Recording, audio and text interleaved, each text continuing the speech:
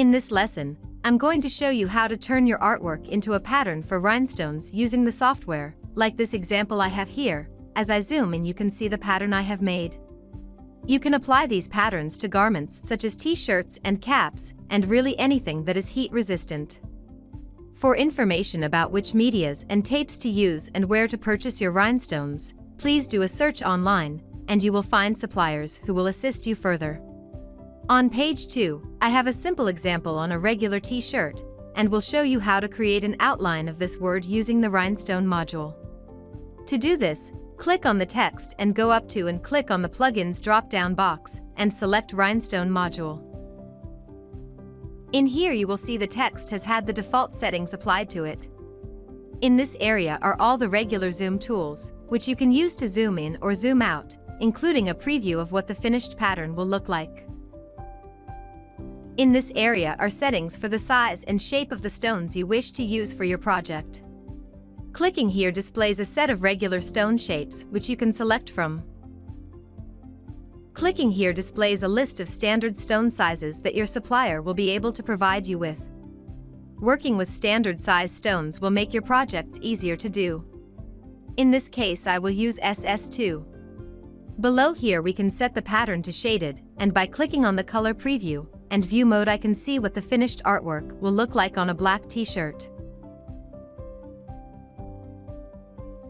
I can also set the size manually, but as mentioned, it is best to work with standard stone sizes. Here I can set the bleed, which is the additional area the module will extend past the stone's default size. For example, you can set the bleed to say 0.01 of an inch so the stones more easily fall into the pattern as you brush them in. In this area you can see how many stones you will need to do the artwork, and can enter how much you pay for each stone, to then know what the cost of the stones will be. When you are happy with your settings, click Accept and your pattern will be applied to your artwork and be ready to be cut out. You can change the color of the pattern easily to see what it will look like in other colors and view in wireframe as well.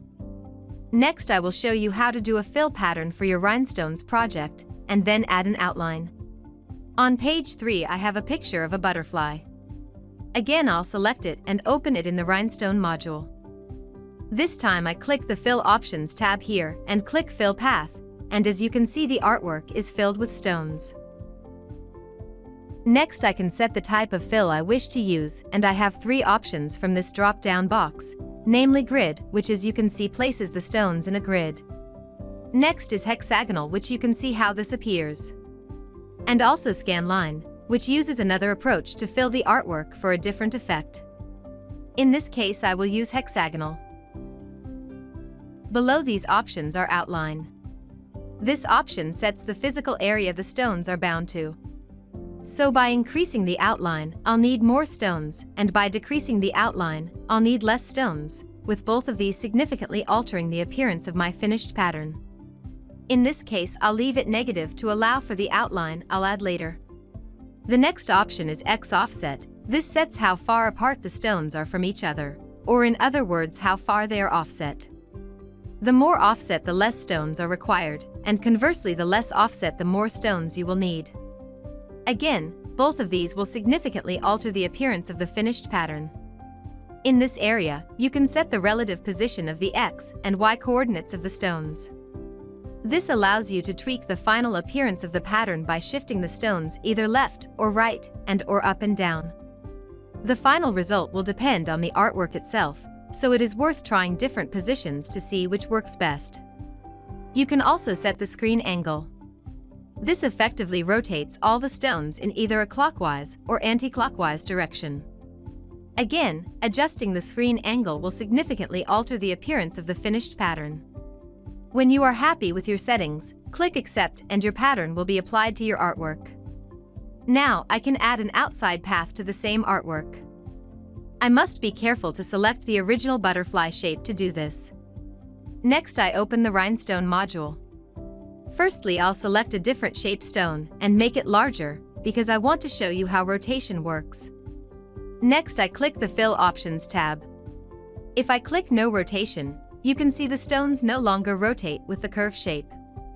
In other words, they are no longer perpendicular to the path of the butterfly. I will now reset the stone shape and size for the final pattern, and come back to the Fill Options tab and uncheck Distribute. You can see that when unchecked, the stones do not evenly distribute around the shape. While they may be mathematically correct, they are not as visually appealing. Again, the results very much depend on the artwork you are using. Now I have the settings how I want them. I click Accept and your pattern will be applied to the artwork, which now has a fill plus an outline. I can also try using different colors to see what looks good using this artwork and pattern. Finally, let me show you what the artwork looks like using different shaped stones. Here on page 4 I have a truck shape.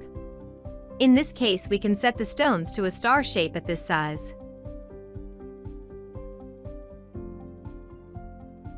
And when complete I can zoom into the pattern, and you can see the cool effect this has.